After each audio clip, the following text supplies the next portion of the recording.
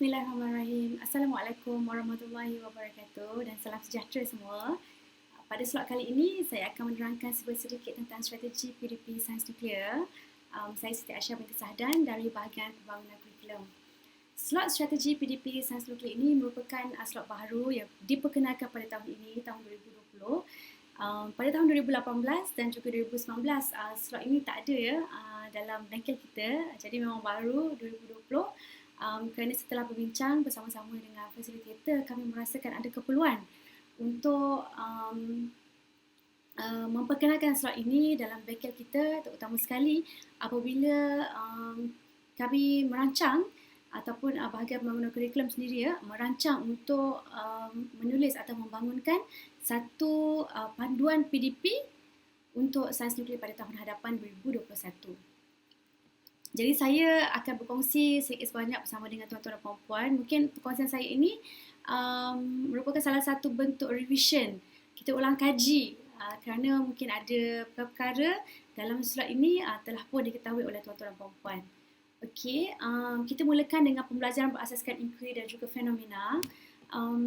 Inquiry based learning ataupun pembelajaran berasaskan inquiry ni mungkin selalu dan biasa kita dengar, tetapi fenomena based learning itu atau pembelajaran berasaskan fenomena ni mungkin perkara baru. Sebenarnya dia lebih kurang sama, cuma fenomena ni dia menekankan kepada fenomena ataupun sesuatu yang terjadi. Okey, dan juga contoh-contohnya akan saya kongsikan sebentar lagi ya. Ini yang selalu kita nampak ataupun very familiar dengan kita ya. Bila kita bercakap tentang sains nuklear daripada tingkatan 3, 4, 5 ataupun high up sehingga ke atasan peringkat pembelajaran atasan tu, memang selalu kita nampak ya, tajuk-tajuk kita akan disusun seperti ini ya: atom dan radioaktiviti, interaksi sinaran dengan jirim, radiasi dan persekitaran, pembelahan dan pelakuran nukleus, pengesanan detection, pengesanan ataupun keselamatan bahan radioaktiviti dan juga unit. Dan juga setelah diajar ya bahagian-bahagian di sebelah kiri ini, atom radioaktiviti sehinggalah kepada pengesanan, kita akan diperkenalkan dengan aplikasi, iaitu tentang kuasa nuklear, aplikasi dalam bidang kesihatan, aplikasi dalam bidang pertanian, dalam industri dan juga aplikasi dalam bidang kajian research ya. Jadi setelah bahagian kiri ni, kebiasaannya bahagian kiri ni kita dah habis ajar, kita dah belajar, kita akan diperkenalkan dengan aplikasi-aplikasi di sebelah kanan ini. Jadi we want to do something different, ataupun mungkin cikgu-cikgu pun telah jalankan dalam tajuk-tajuk sebelum ni ataupun maybe dalam sains nuklear. Jadi kita boleh kongsikan dan juga kita buat sedikit revision lah, ulang kaji ya, dalam inquiry based learning dan juga phenomena based learning kita. Jadi untuk pembelajaran berasaskan inquiry atau inquiry based learning dan juga phenomena based learning atau pembelajaran berasaskan fenomena ini, kita tak nak lagi mengajar sesuatu yang sangat biasa seperti tadi ya. Kita ajarkan teori dahulu, lepas tu kita ajarkan aplikasi. Okey, jadi bagaimana kita nak menjalankan pembelajaran berasaskan inquiry dan juga pembelajaran berasaskan fenomena ini? Okey. Kebiasaannya ya. Okay. Jika kita bercakap tentang evolusi, kebiasaannya kita akan cakap evolusi, kita akan bagi satu definition. Evolusi adalah proses di mana pelbagai okay, alright. Dan juga contoh evolusi adalah contoh. Tapi what we want to do adalah kita nak beralih kepada berasaskan inquiry atau fenomena. Jadi mungkin cikgu-cikgu sebenarnya memang telah jalankan ini. Macam mana kita nak jalankan ni? Kita tanya dia. Pernahkah anda perhatikan? Maaf. Pernahkah anda perhatikan bahawa chimpanzee berkongsi banyak sifat dengan manusia? Pernahkah anda terfikir mengapa orang yang tinggal di sekitar khatulistiwa umumnya tetapi tidak selalu mempunyai kulit yang lebih gelap? Okey, jika kebiasaan apabila kita memberikan definisi ya, dan juga satu contoh kebiasaannya murid akan menyebabkan satu hafalan bagi fakta tersebut. Okey, kita bagi fakta, murid akan hafal. Kebiasaannya itu yang akan terjadi. Tetapi untuk berasaskan pembelajaran berasaskan inquiry ataupun fenomena, okey, kita nak murid tu diberi satu persoalan. Dan apabila murid menjawab persoalan tersebut, penerangan akan diberikan atau murid mencari penerangan melalui soalan yang mereka jawab itu, dan ini akan menimbulkan kefahaman kepada murid, bukan hanya menghafal fakta ya seperti kebiasaan. Jadi, Jika kita lihat dalam konteks sains nuklear ya, fakta yang akan diberikan dan juga aplikasi ataupun kelebihan, kita nak kaitkan dengan fenomena. Alright, jadi what we want to do adalah kita berikan fenomena dahulu, okay, tetapi fakta dan juga aplikasi ini akan digabungkan ataupun relate berlaku hubung kait antara fakta dan juga aplikasi melalui fenomena tersebut. Okey, jika lihat fenomena yang terdapat 3 dekat sini ya. Okey, kita ada tentang fenomena transmutasi nuklear, iaitu proses nuklear dapat mengubah unsur atau satu atom. Dan juga fenomena kita adalah sinaran mengayon. Sinaran mengayon ni merupakan alat yang sangat kuat walaupun berpotensi dan berbahaya, dan juga penukaran jisim dan tenaga, sumber tenaga yang paling berkuasa. Dengan hanya sedikit jisim, kita akan dapat tenaga yang sangat banyak ya. Jadi fenomena ketiga-tiga fenomena ini, contoh ini ya, ketiga-tiga fenomena ini kita nak kaitkan dengan fakta dan juga aplikasi ataupun kelebihan bagi radioaktiviti ya. Jadi contohnya atom dan juga radioaktiviti ini kaitannya adalah dengan transmutasi nuklear dan juga sinaran mengayon.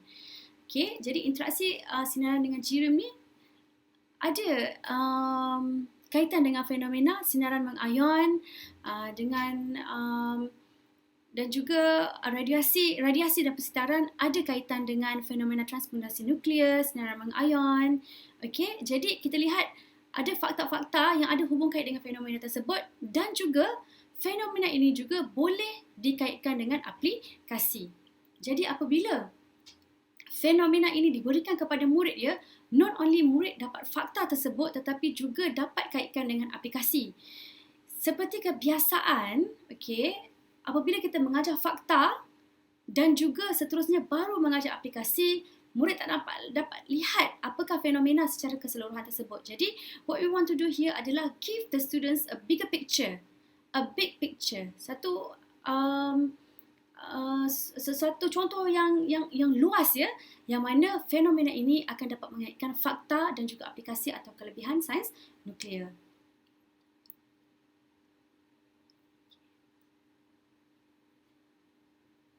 Okay. Contoh transmutasi nuklear adalah Alchemist and Philosopher's Stone. Okay, Alchemist and Philosopher's Stone ni adalah satu cerita ya, bahawa this alchemist ni dia nak buat gold, emas daripada mercury. Okay, tetapi kesemua proses yang dia buat tu, dia punya usaha tu tak menghasilkan, tak berhasil kerana apa yang dia buat tu, proses tersebut adalah proses kimia. Okey, tetapi apabila transmutasi nuklear dijalankan, okey, barulah beliau dapat menghasilkan gold ataupun emas daripada mercury tu. Okey, untuk transmutasi nuklear ini, okey, kita teruskan dengan sinaran mengayon.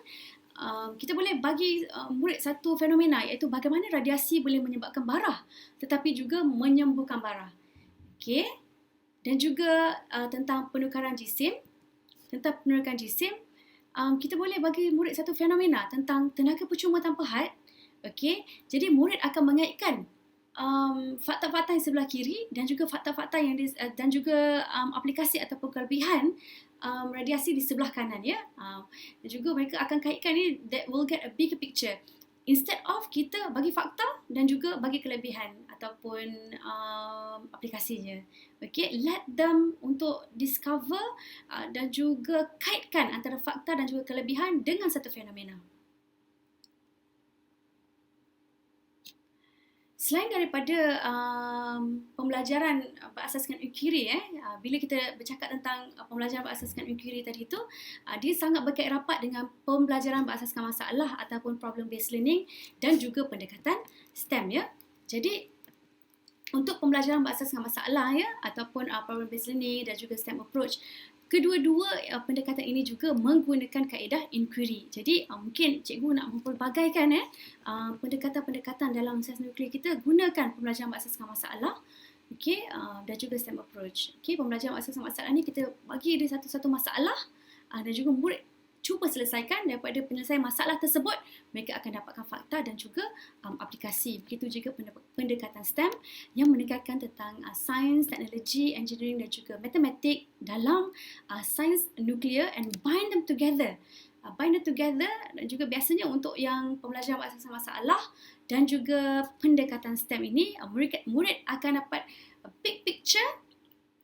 Dan juga pendekatan ini sangat konseptual, sangat dekat dengan murid dan juga mereka rasa ada kelebihan ataupun ada kepentingan kepada sains nuklear itu, yang mereka belajar sains nuklear itu ada kepentingannya. Okay. Untuk penggunaan analogi dalam penerangan atau aktiviti sains nuklear, penggunaan analogi ini tuan-tuan dan puan-puan akan dapati dalam aktiviti-aktiviti hands-on yang telah dikongsikan oleh fasilitator-fasilitator kita. Kenapa kita gunakan analogi dalam penerangan ataupun aktiviti sains nuklear kita ni, and why is it important, kenapa penting ya? Jika kita lihat sinaran atau radiasi dia tidak boleh dilihat, tidak boleh disentuh, tiada bau dan juga rasa. Jadi macam mana kita nak jalankan aktiviti, nak bagi murid faham ni sekarang ni, tapi tak boleh lihat, tak boleh sentuh, tak ada bau dan tak ada rasa, dan juga kita sebenarnya sangat terkongkong, as in kita tak dapat bahan radioaktif lah di sekolah ya. Jadi macam mana kita nak bagi murid faham, adalah salah satu caranya adalah dengan menggunakan penggunaan analogi. Penggunaan analogi ini digunakan dalam tenaga ataupun kuasa tenaga nuklear, kehadiran jenis atau reputan radioaktif, sumber radioaktif, pengesan sinaran dan juga model. Jadi kita akan gunakan penggunaan analogi ni dalam kelima-lima ni ataupun lebih lagi. Tapi kita tak ada sumber radioaktif, jadi kita gunakan analogi. Kita tak ada pengesan sinaran, kita gunakan analogi. Kita tak boleh menguji kehadiran jenis atau reputan radioaktif tersebut, jadi kita gunakan analogi. Kita tak nampak tenaga ataupun kuasa tenaga nuklear, jadi untuk aktiviti hands-on kita tu kita gunakan analogi ya. Contohnya, dalam aktiviti ini adalah penerangan pembelahan nukleus menggunakan analogi bedak dan juga belon. Jadi belon ini dalam aktiviti ini, belon ini dimasukkan dengan bedak, dibahagikan dua dan perlu dipotong. Jadi apabila belon ini dipotong dua, analogi ini adalah tentang pembelahan nukleus sebenarnya ya. Jadi kita akan nampak dekat situ bedak tu dia akan terbang atau berhamburan ya. Jadi ada dalam penerangan ini, penggunaan analogi digunakan untuk menerangkan tentang kuasa ataupun tenaga yang hasil daripada pembelahan nukleus. Sama juga dengan ni, kalau tuan-tuan dan puan-puan nampak, ini adalah dalam tema reaktor nuklear ya. Cik Azliza dekat sini dia gunakan ethanol dan juga dawai kuprum dan dipanaskan. Apabila dawai kuprum ini dinaikkan, diturunkan, akan dapati the glow ataupun sinaran yang terhasil daripada dawai kuprum yang panas itu tadi, dia akan berkurangan apabila naik ke atas ya. Dan juga ini sebenarnya adalah penerangan tentang rod pengawal dalam reaktor nuklear yang menggunakan analogi dawai kuprum dan juga ethanol.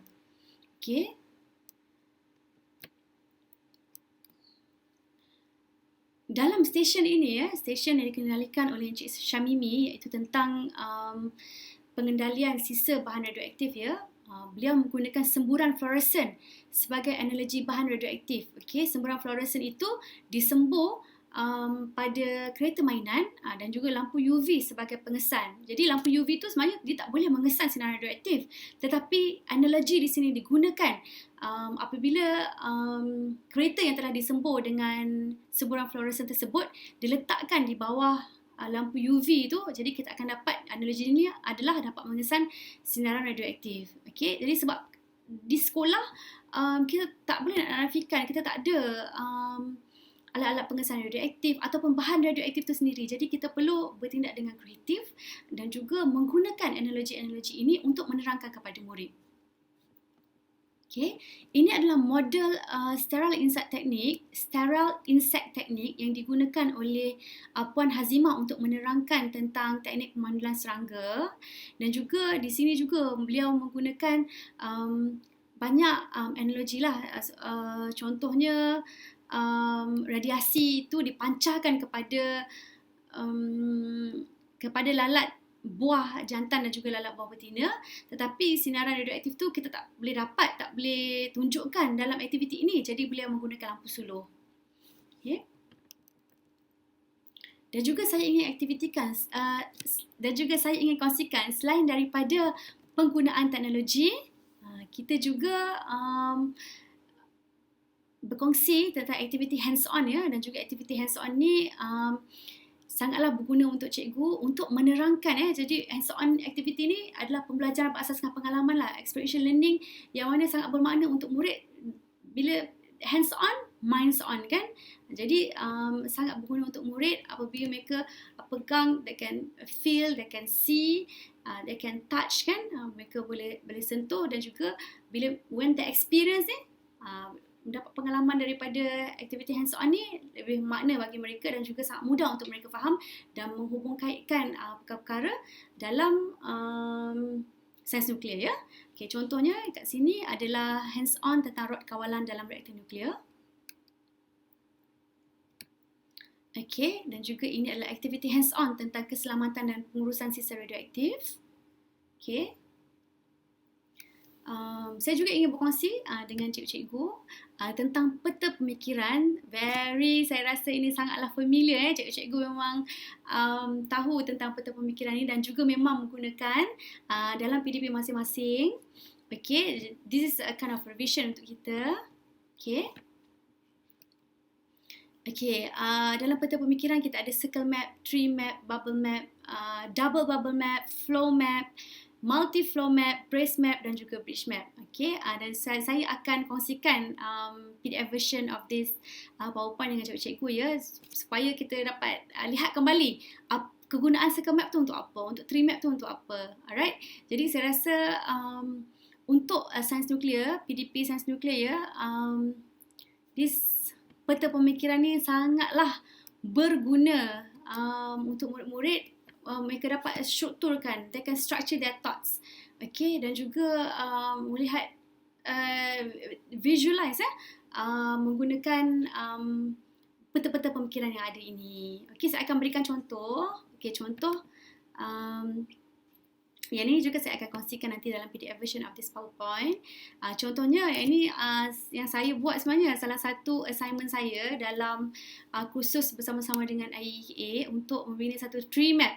Jadi untuk tree map ni saya letakkan radioactive decay atau peruputan radioaktif, dan juga kita letak alpha, beta dan juga gamma. Jadi kegunaan tree map dekat sini nampak mudah untuk murid faham, dan juga jika murid buat sendiri, mereka kena do some research, do some studies and then build their own tree map ataupun peta-peta lain ya. Okay, ini juga saya sebagai salah satu assignment dalam kursus saya tu, dan juga saya gunakan analogi bridge map ya. Analogi ni kita memang gunakan bridge map. Macam yang saya telah terangkan tadi tentang penggunaan analogi dalam PDP sains nuklear. Jadi apabila analogi tersebut digunakan, sangat bergunalah bridge map ini digunakan dalam PDP tuan-tuan dan puan-puan untuk menerangkan fire for example dalam PDP tersebut, ataupun kita kata seperti dalam session Encik Syamimi tadi, kita ada fluorescent spray. Okay, fluorescent spray tu adalah apa? Dianalogikan sebagai apa? Dan juga sinar UV ataupun lampu UV tersebut dianalogikan sebagai apa? Jadi dekat sini bridge map ini sangat berguna untuk digunakan sebagai menerangkan analogi dalam PDP kita ya cikgu-cikgu. Okay. Dan juga penggunaan teknologi ni saya rasa tak perlulah saya terangkan dengan panjang lebar, kerana saya rasa cikgu-cikgu memang sangat mahir dengan penggunaan teknologi ini. Nak lagi sekarang musim-musim yang memang kita sangat gunakan penggunaan teknologi dalam PDP kita dan juga PDPR. Okay. Seperti penggunaan Jamboard, Google Docs, Padlet, Mentimeter dan juga Quizizz ataupun Kahoot. Jadi kalau boleh saya nak lihat kami urus setia ni nak lihat dalam tugasan yang diberikan untuk membina eksemplar dan juga PowerPoint kepada eksemplar itu, kita nak lihat dekat mana datangnya analogi, penggunaan teknologi, hands-on activities dan juga inquiry tu dalam eksemplar, dalam pembinaan eksemplar tuan-tuan dan puan-puan ya. Grabs ni, okay, untuk Grabs, sebenarnya saya baru diperkenalkan dengan Grabs ni. Mungkin ada tuan-tuan perempuan yang sudah biasa mendengarnya. Okay, Grabs ni adalah goal, role, audience, situation, product dan juga standard. Okay, untuk penerangan tentang Grabs ini, okay, apakah goal murid ataupun role dia, siapakah audience, untuk penerangan ini telah saya selitkan dalam PowerPoint eksemplar dan juga dalam penerangan pengendalian dan juga pengangkutan bahan nuklear di stesen aktiviti 8. Saya ucapkan terima kasih dan juga saya harap perkongsian saya ini bermanfaat untuk tuan-tuan dan puan-puan mengendalikan PDP masing-masing dan juga memperbaiki dan membuat penambahbaikan dalam PDP sains nuklear masing-masing dan juga PDP-PDP lain, dan menjadi satu titik tolak lah untuk kita ya, untuk menjadi lebih kreatif dalam PDP kita untuk anak-anak murid kita juga. Sekian, terima kasih. Assalamualaikum warahmatullahi wabarakatuh dan salam sejahtera.